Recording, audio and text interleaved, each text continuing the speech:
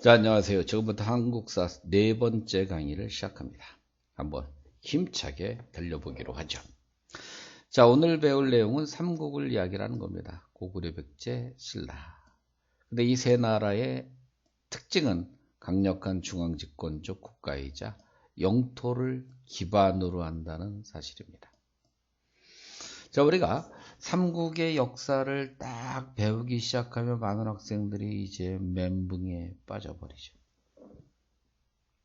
수많은 왕들을 막 이야기하면 왕의 업적들을 다 외워야 된다고 하는 중압감에 못 벗어나서 어떻게 돼요? 아, 역사 진짜 싫어. 막 이렇게 이야기를 하는데 사실 별거 아니에요. 왜냐면 이 삼국은 왕 중심으로 강력한 중앙집권화를 추구합니다. 어떤 방법으로 중앙집권화를 추구하고 있는가 그 사실을 확인하면 되는 거예요. 그리고 이들은 끊임없이 영토를 늘려갑니다. 한마디로 전쟁을 엄청나게 살아가는 나라들입니다. 한마디로 전쟁을 이해하면 돼요. 그리고 그 전쟁에서 중요한 지역이 있겠죠. 아마 인적 자원과 물적 자원이 풍부한 지역. 바로 우리는 한강유역이라고 이야기를 합니다. 이 한강유역을 누가, 어느 나라가 차지했는가를 명확히 알면 그 내용이 다 정리가 되는 거예요. 어려울 거 하나도 없습니다. 자, 이제 하나하나 여러분도 이렇게 확인해 보기로 하죠. 자, 먼저 여러분들이 우리가 국가가 발전해가는 과정에 대해서 한번 이야기를 해보자고요. 국가가 발전해가는 과정입니다. 자, 우리가 여러분들 아마 들어봤을 겁니다. 처음에는 여러분들 청동기 문화를 통해서 만들어진 국가를 우리는 군장국가라고 이야기를 합니다. 청동기 시대는 자, 벼농사를 짓게 되면서 잉여생산물이 나타나면서 빈부의 격차가 나타나고 이런 잉여생산물을 확보하기 위한 일환으로 전쟁이 일어나겠죠. 그래서 지배와 피지배가 형성이 됩니다. 당연히 부자들과 지배자들은 자기들의 기득권을 유지하기 위해서 강력한 조직을 만들었는데 그 국가를 우리는 고조선이라고 이야기를 하고, 이런 고조선 같은 나라는 고인돌의 주인공의 나라 군장국가라고 이야기를 하는 겁니다. 자, 그에 반해서 여러분들 연맹국가라고 하는 나라는 바로 철기 문화를 배경으로 만들어졌습니다. 그런데 아직은 우리가 생각하는 것보다 왕이라고 하는 사람의 힘이 강하지가 않아요. 각 부족장들이 일정한 지역을 자치합니다. 따라서 왕권이 생각보다 강하지 않아요. 뭐 부여 같은 경우에는 여러분들 천재지변이 발생하면 왕이 알아서 죽어야 될 만큼 왕권이 되게 약하죠. 그에 반해서 여러분들 우리 삼국 같은 나라들은 이 권력이 왕한 사람으로 강력하게 집권화되어 있습니다. 한마디로 왕권이 엄청나게 강하다는 거예요. 이렇게. 그러면 어떻게 왕권을 강화시켰을까? 자, 왕권을 강화시키는 방법은 왕위를 세습합니다. 특히 형제상속에서 부자상속으로 이렇게 세습이 바뀌어가지만 어쨌든 세습을 시켜요. 그리고 율령을 반포합니다. 율이라고 하는 건 행정법을 말하는 거예요. 따라서 지방제도를 마련하게 하고 중앙의 정치제도를 마련하기도 하죠. 그리고 여러분들이 잘 알다시피 바로 형법을 만드는 겁니다. 따라서 율령 그러면 바로 형법과 행정법을 말하는 것이구나. 그리고 불교를 수용을 해요. 국민의 생각을 똑같이 만들어준다고 한다면 왕이라는 사람의 힘은 자연스럽게 힘이 강해질 수밖에 없죠. 자, 이들은 이런 하나의 중앙집권화를 추구했을 뿐만 아니라 끊임없이 영토를 늘려가는데 그 영토를 늘리는 곳이 다름 아닌 한강유역이에요. 한강유역은 지금이나 옛날이나 사람 살기가 제일 좋은 곳입니다. 인적 자원과 물적 자원이 풍부해요. 따라서 이 지역을 차지했다는 얘기는 삼국 중에 가장 강성하다는 것을 의미하는 겁니다. 그런데 대부분의 학생들이 우리 한강을 이야기할 때 보면 잘 이해를 못해요. 여러분들 한강 하류는 어디로 이렇게 형성됩니까? 여러분들의 동네 이 강서구를 이렇게 지나가고 서울을 관통하는 이 강을 한강인데 한강은 어디로 흘러가요? 서해바다로 올라가는 겁니다. 강화도야. 그리고 이쪽 강화도로 흐르는 강에 또 하나가 있지. 임진강이라고 이렇게 이제 북한으로 흘러가는 강이고 그리고 이쪽에 흐르는 이 강을 우리는 한강이라고 이야기를 하는 거예요. 그래서 한강은 여러분들 이쪽에 이렇게 보게 되면 이쪽에 이렇게 물이 나누어지네요. 하나는 저 춘천으로 올라가는 강이고 하나는 여러분들 충주에서 단양으로 내려가는 강입니다. 그래서 여기 서울이 이쪽에 이렇게 있는 거예요. 이렇게. 그래서 우리가 흔히 일컬어서 여기가 이제 강서쯤 되는 거죠. 그래서 우리가 이제 꿈의 도시다 이렇게 이야기를 하는 거 아니에요, 여기가. 응? 그리고 이쪽으로 이렇게 보면 요 위에 산이 이렇게 보이죠? 여러분들 동네에서도 저쪽으로 쳐다보면 보이는 북한산이 있는 거고. 그 다음에 이쪽으로 이렇게 쭉 따라가게 되면 이렇게 쭉 따라가요. 그럼 여러분들 여기가 춘천이에요, 춘천. 춘천하면 여러분들 뭐가 생각이 나요? 닭갈비가 생각나는 거고. 그 다음에 이쪽으로 흐르는 강이 소양강이 돼서 양구를 지나서 이쪽으로 쭉 올라가면 여기가 바로 설악산이 되는 겁니다. 그리고 이쪽으로 이렇게 이제 북한강 쪽으로 이렇게 올라오면 화천. 여러분들 요즘 뭐 겨울에 빙어 축제로 유명한 화천. 그리고 이쪽으로 쭉 올라가면 여기가 바로 금강산이에요. 이렇게. 그 다음에 여러분들 이쪽의 강을 우리가 이제 북한강이라고 그러는 거야. 이쪽 강을 북한강이라고 그래. 그럼 이쪽으로 가면 여기 양평, 이천, 여주, 그 다음에 쭉 가면 이쪽이 충주가 되는 거예요. 이쪽으로 이렇게. 이 강을 우리는 흔히 남한강이라고 그래요. 그래서 여러분들 이쪽에 충북 단양까지 이렇게 가서 여기에 이제 소백산으로 이렇게 형성되는 거예요. 그래서 우리는 아마 여러분들 이렇게 들어봤을 거예요. 이쪽으로 이렇게 크게 우리나라 등줄기에 해당되는 산맥을 우리는 무슨 산맥이라고 부르는 거예요? 태백산맥이라고 이렇게 부르는 거예요. 이게 산맥이야. 그러면 이 삼국은 이 북한강 이 지역을 놓고 싸운 건 아니고 바로 이 지역을 놓고 싸우는 거예요. 이 지역. 이렇게 이 지역. 바로 남한강 유역을 놓고 싸우는 거예요. 따라서 이 지역을 차지했다는 얘기는 그 나라가 삼국 중에 힘이 제일 세다는 거예요. 근데 여러분들 아마 알고 있죠? 바로 여기서 처음 나라를 건국한 나라가 바로 누굽니까? 백제죠, 백제. 따라서 이 백제라고 하는 나라가 일단은 한강을 근거지로 해서 성장을 하다 보니까 발전 속도가 제일 빨라요. 그래서 4세기에 한강 유역을 다 차지했을 뿐만 아니라 근초고왕이라는 왕은 들어봤죠? 근초고왕 때 매우 강성하죠. 이렇게 백제가 한강을 차지했다 그러면 차지하지 못한 두 나라 고구려하고 백제는 실속, 고구려하고 신라는 친하게 지내는 거고. 만약에 5세기에 자 한강 유역을 장수왕이 완전히 차지합니다. 그럼 역시 누구랑 누가? 바로 신라와 백제가 동맹을 체결하는 거죠. 그리고 진흥왕 때 한강 유역을 신라가 다 차지해요. 그러면 차지하지 못한 고구려하고 역시 백제는 친하게 지내는 겁니다. 따라서 여러분들이 이렇게 외교 관계가 바뀌는구나. 두 번째는 여러분들 이쪽에 고구려가 이렇게 쭉 남쪽으로 내려서 충주까지 가면서 이 지역에 비문을 하나 세우죠. 비문을 세웁니다. 이게 충주 고구려비예요. 그리고 신라가 이쪽으로 이렇게 와서 한강을 하류까지 차지하죠. 바로 여기다 세운 비가 바로 그 유명한 무슨 비가 돼요? 북한산 순수비가 되는 겁니다. 이 비가 되는 거예요. 이 비가 이렇게.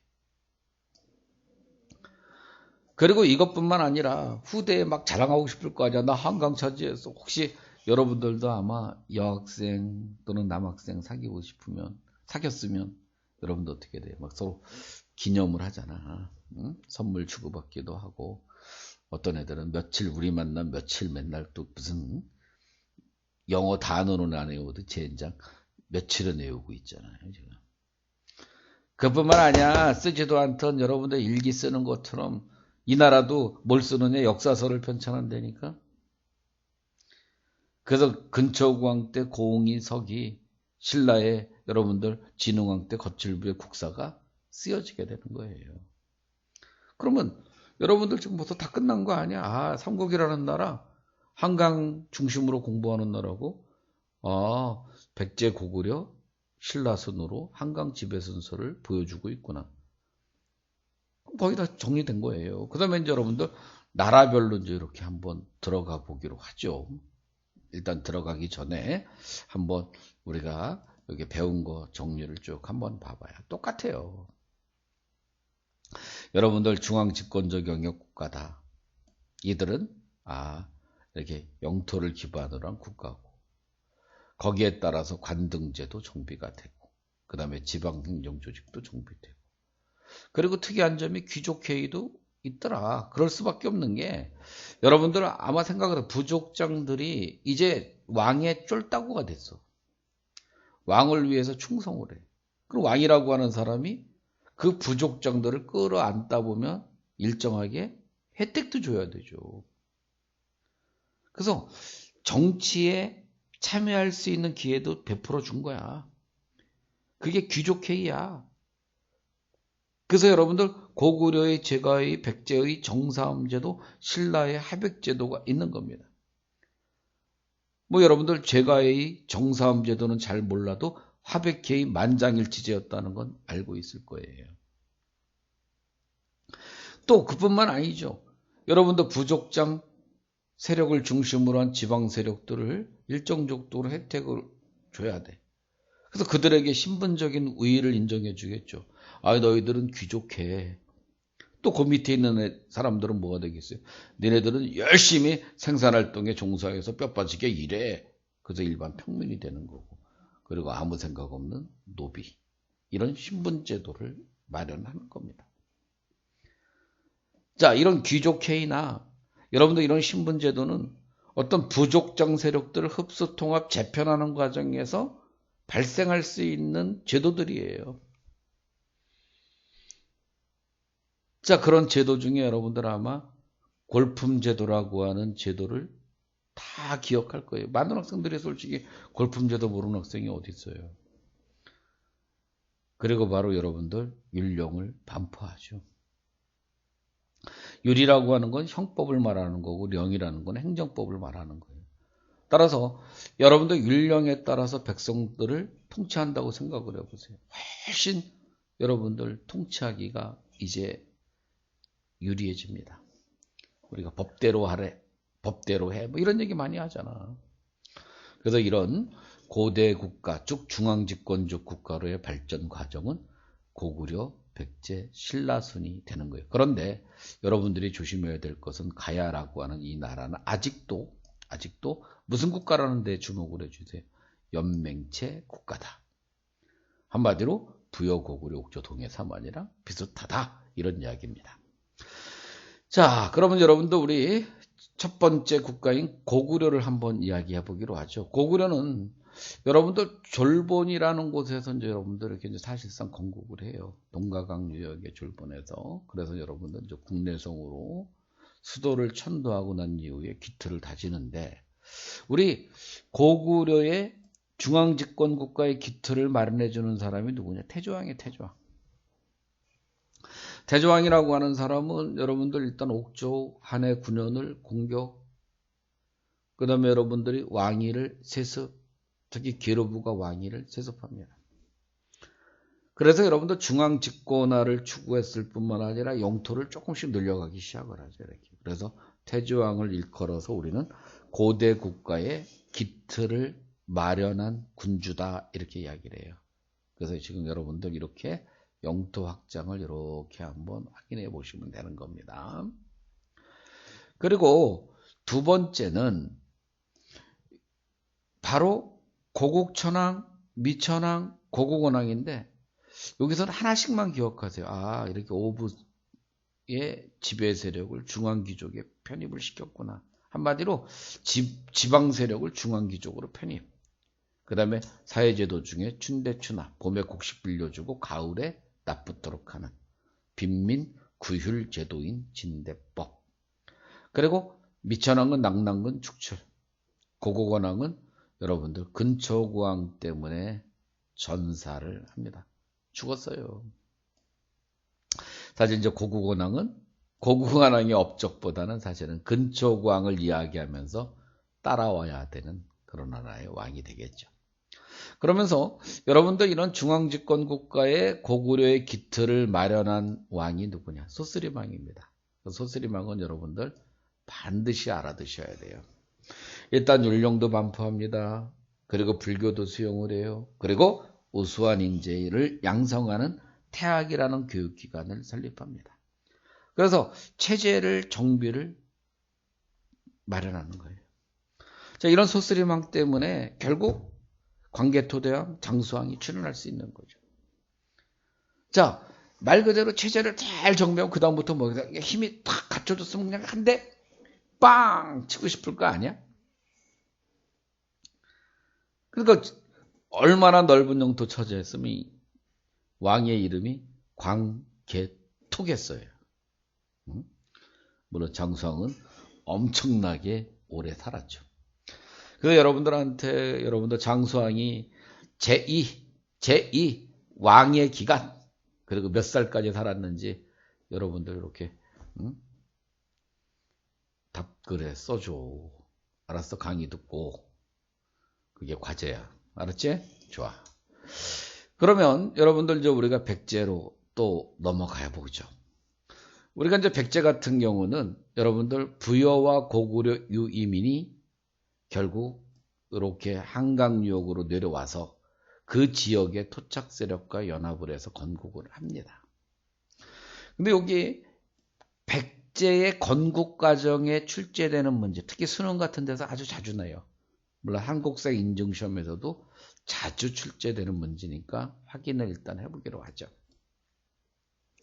여러분들 우리가 부여의 유민입니다. 부여의 유민이 나라를 세웠습니다. 고주몽이 이렇게 나라를 세웠죠. 그 나라를 고구려라고 이야기를 합니다. 많이 들어봤을 거예요. 여러분들 부여의 구멍이 아들들이 압박을 가하니까 아이고 살아날려야 되겠다. 그래서 그냥 살아나려고 그냥 쭉 내려오죠. 고주몽이. 근데 이제 부인이 있었습니다. 임신한 상태였어요. 혹시 얘가 남자애 되면 나중에 나를 찾게 해주시오. 그러고 왔어. 그리고 여기 와서 이제 새롭게 장가를 또 갔어요. 그 새롭게 장가를 갔는데 부인이 소선호야. 근데 이 소선호는 여러분들 그 지역에 상당히 힘을 가지고 있었던 아버지를 두고 있었고, 그리고 사실은 이미 결혼을 한 적이 있었어요. 그래서 전 남편의 소생이 비류, 그리고 고주몽과 사이에서 태어난 애가 온조였습니다. 사실 희망에 넘쳤겠죠. 소선호 입장에서는 이제 내 아들들 중에 비류나 온조 중에 우리 고구려를 이끌어 갈 거야 딱 했는데 어느 날 갑자기 부여에서 거렁뱅이가 하나 와서 아버지, 제가 아버지 아들이에요. 그래요. 그래서 여러분들 이 고주몽이 신표를 갖고 온 걸로 봐서 너는 나의 아들이거나 네가 나의 큰아들이니까 장자가 왕위를 계승해야지 네가 고구려 왕이에 그랬습니다. 소선호 배신감 느꼈겠죠. 그리고 비류와 그 다음에 온전한 아버지를 원망하면서 엄마랑 같이 하염없이 남쪽으로 내려옵니다. 쭉쭉쭉쭉쭉 내려오고 이제 갈랐습니다. 자, 엄마 나는 이쪽으로 내려갈래. 비류는 미추 인천으로 갔습니다. 그리고 엄마하고 역시 온조는 어디로 갔느냐? 오늘날 올림픽공원 지역으로 갔어요. 그래서 어쩐 일이었는지 모르겠지만 여러분들 기록에 보면 어쨌든 해일로 인해서 이 지역에 있던 비류라고 하는 세력이 거의 힘들어졌나 봐요. 그래서 결국 이쪽으로 온조 세력과 흡수되었다는 이야기가 나오고, 그래서 이쪽에 비류는 일부 세력을 이끌고 이쪽으로 배를 타고 내려가서 이쪽에 일본으로 건너가서 일본의 천황족이 되었다라는 학설도 있는데 물론 정설은 아닙니다. 어쨌든 백제가 세워졌습니다. 백제가 어느 정도 힘을 가진 정치 세력으로 이렇게 성장을 했어요. 그래서 여러분들 고구려 유민이 백제를 건국했음을 보여주는 이 사실들이 출제되는 경우가 의외로 많아요. 특히 고고학자들이 어떤 민족의 계통도를 연구할 때 가장 크게 관심 갖는 분야가 바로 두 가지가 있는다. 하나는 주택 양식이고 또 하나는 고분 양식입니다. 이 주택 양식과 고분 양식은 잘 안 바뀌어요. 이게 잘 안 바뀌어. 그렇기 때문에 여러분들 이렇게 같은 그런 하나의 이 고분이나 같은 그런 하나의 주택 양식이 보면 같은 계통의 문화로 보는 게 일반적인 학설이에요. 그런데 여러분들 이 국내성 주변에 이런 하나의 고구려의 돌무지 무덤이랑 자 여기 한성 부근에서 발견되는 여러분들 석촌동 고분의 모습이 비슷합니다. 여러분들 이렇게 돌로다가 이렇게 계단을 식으로 쌓는 돌무지 방식이 비슷해요. 아, 고구려 유민이 백제를 세웠구나. 특히 여러분들 아마 한국사 인증션 같은 데서 아주 좋아하는 문제죠. 두 사진 딱 내놓고 이와 같은 그런 하나의 유족을 통해서 알 수 있는 사실이 무엇일까? 뭐 간단하죠.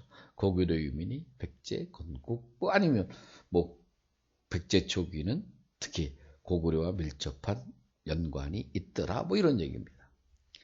물론 또 우리 민족은 다른 민족과 구별되는 주택 양식 중에 하나가 바로 온돌이에요. 온돌. 그래서 여러분들 이 온돌 장치를 통해서 우리 민족과 연관시키는 그런 하나의 모습을 많이 볼 수 있는 겁니다. 그래서 고구려와 발해의 역사를 이야기하면서 온돌 장치를 통해서 발해는 우리 역사의 일부분이었다. 우리 역사 속에 포함시키는 겁니다. 자, 어쨌든 여러분들 부여의 유민이 고구려 세웠고 고구려 유민이 백제를 세웠다는 사실을 확인했습니다. 자, 그럼 다시 또 한번 가보기로 하죠. 자, 그러면 이제 그 다음의 왕은 누구냐? 바로 고유왕입니다. 고유왕이라는 사람은 한강역을 장악했고 관등제를 마련했고 그리고 역시 이런 하나의 고유왕을 바탕으로 해서 이제 근초고왕 때 아주 강성해지는 모습을 보여줍니다.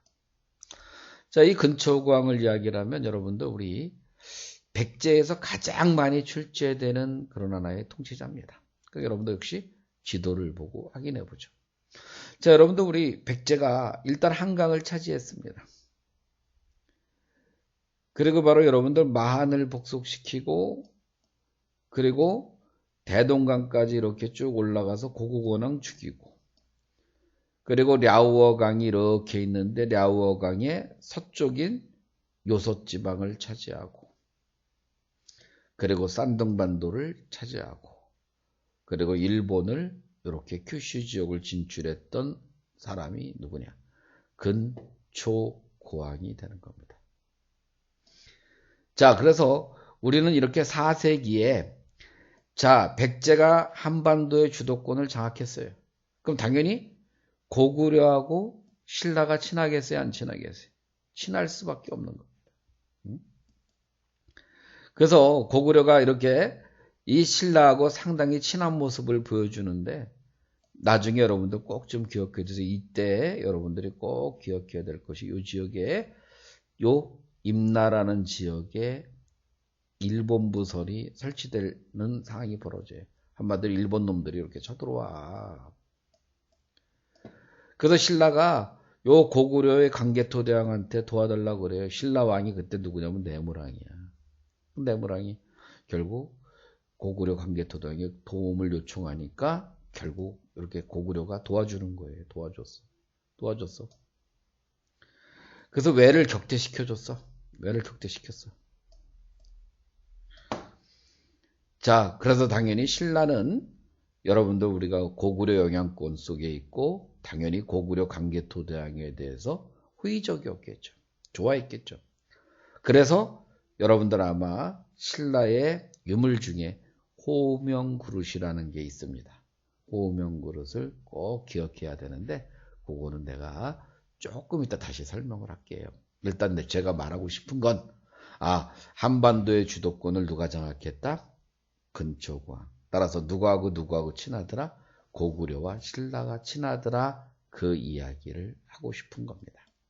자, 그러면 또 그 다음 장으로 넘겨보죠.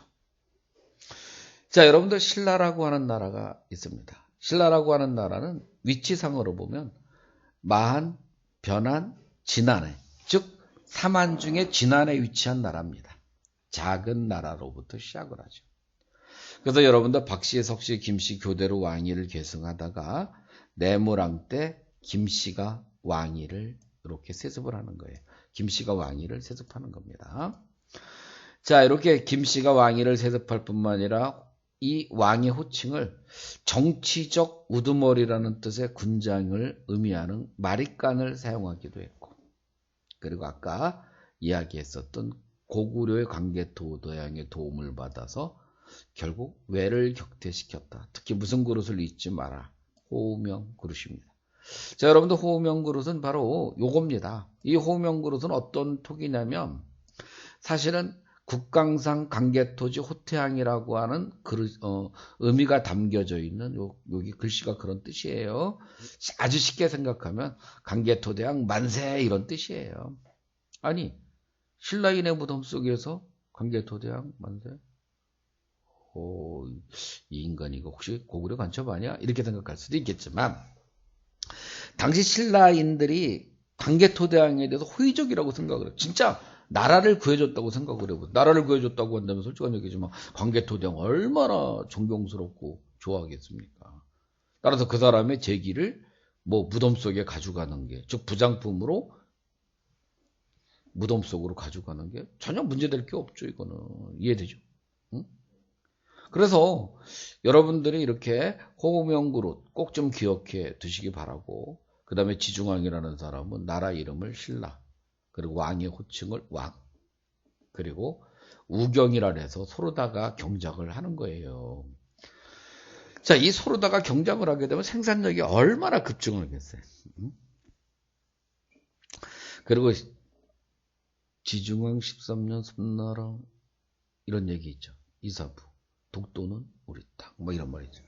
바로 여러분도 우산국을 복속한 사람이 어느 왕이에요? 지중왕. 그리고 버프망은 여러분도 불교도 공인하고 율령도 반포하고 관제와 간동도 마련했고, 그 다음에 역시 무슨 가야를 정복했어요? 금강가야를 정복한 거예요. 자, 여러분들 우리가 흔히 하기에는 시험에서 자주 나오는 사람들 지중왕, 버프망 이 정도는 좀 알아두셔야 돼요. 아무리 우리가 역사를 암기하는 과목이라고 과목이 아니라고 내가 이야기해도 어느 정도 좀 알아둬야 되지 않을까? 응? 자, 그래서 여러분들 이와 같은 신라라고 하는 나라는 이제 버프망 때 고대 국가를 완성시켰다고 한다면 가끔씩 또 이게 물론 저는 이렇게 솔직히 이거 좋아하지 않습니다.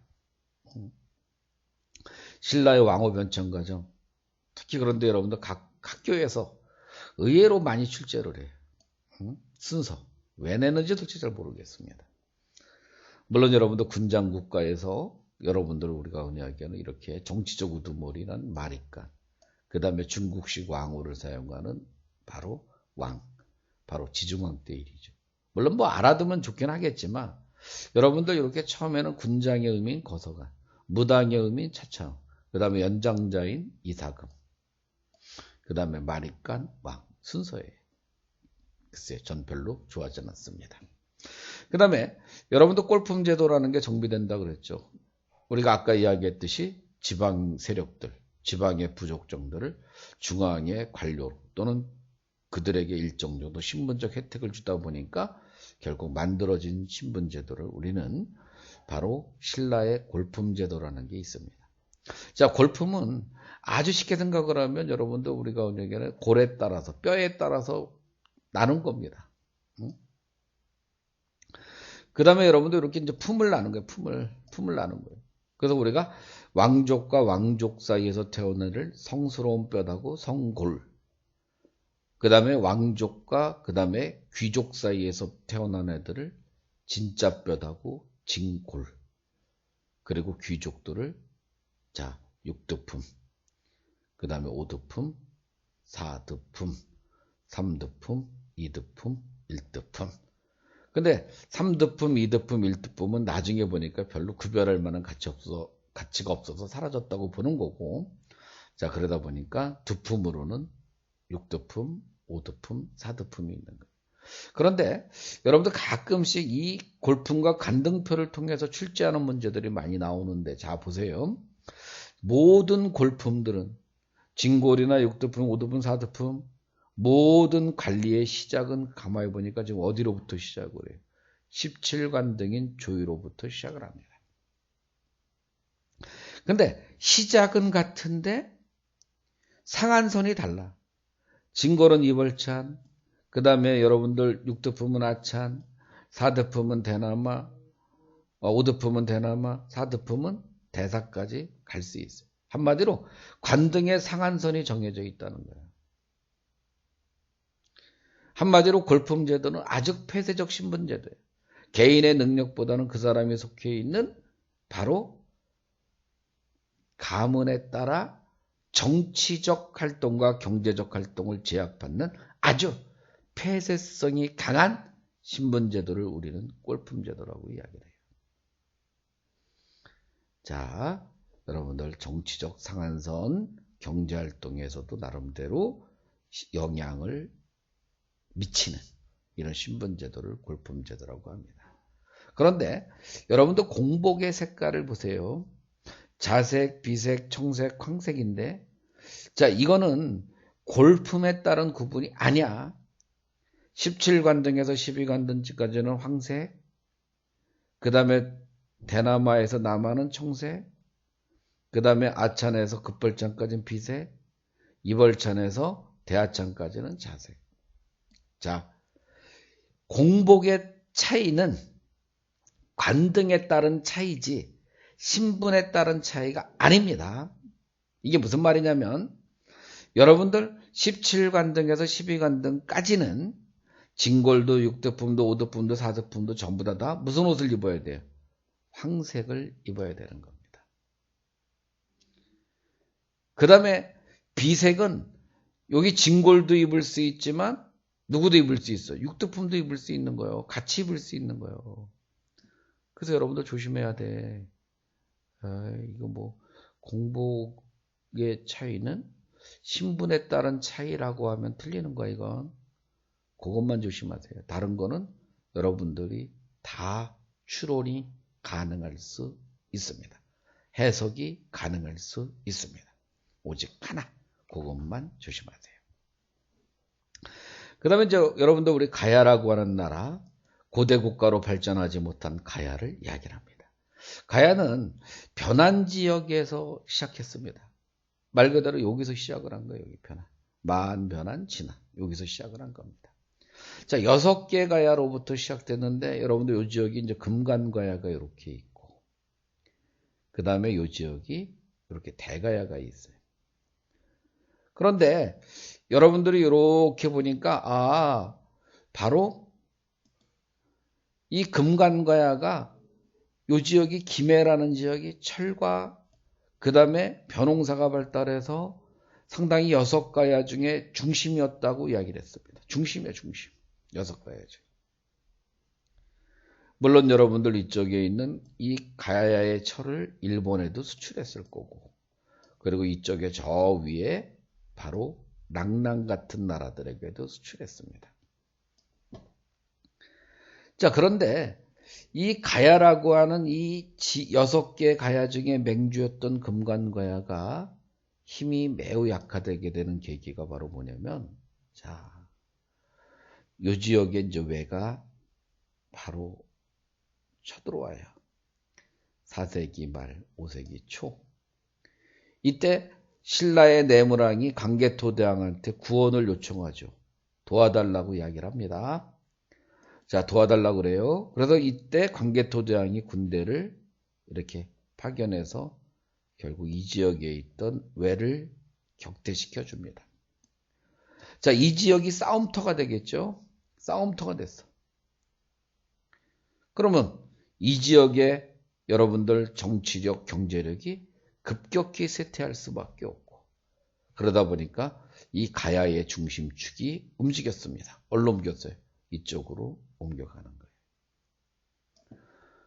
따라서 이 고령에 금동관이 발견되기도 해요. 이런 나라에 금동관이 발견됐다는 얘기는 이 지역에 막강한 힘을 가진 어떤 통치자가 있었음을 간접적으로 증명하는 겁니다. 따라서 5세기 이후에는 이 지배 세력이 무슨 가야라는 거예요? 대가야다. 물론 금관가야는 여러분들 버프망한테 멸망을 당하는 거고, 그리고 대가야는 여러분들 진흥왕한테 멸망당하는 겁니다. 자, 이렇게 멸망당하고 난 이후에 가야는 어쨌든 일본의 엄청난 문화 발전에 기여를 해요. 특히 일본의 이와 같은 토기랑 이와 같은 철기 제작설이 전해집니다. 특히 가야의 토기는 일본의 스에키 토기예요. 스에키. 일본의 스에키 토기는 여러분들 어떻게 되냐면, 가야의 토기는 가마. 여러분들 가마 알죠? 여러분들 우리 도자기 굽는. 그래서 이 가마에서 그러면 360도 이렇게 이 모든 면이 똑같은 온도를 받아서 아주 질 좋은 토기를 제작을 해요. 근데 이 질 좋은 토기를 제작하는 기술을 일본에 전해져서 일본의 스에키 토기라는 토기가 제작이 되는 것입니다. 그래서 이렇게 가야가 멸망하고 난 이후에 역시 일본의 외에 그 다음에 또 하나 신라의 문화적인 영향을 미치고 있다, 이렇게 이야기를 하는 거예요.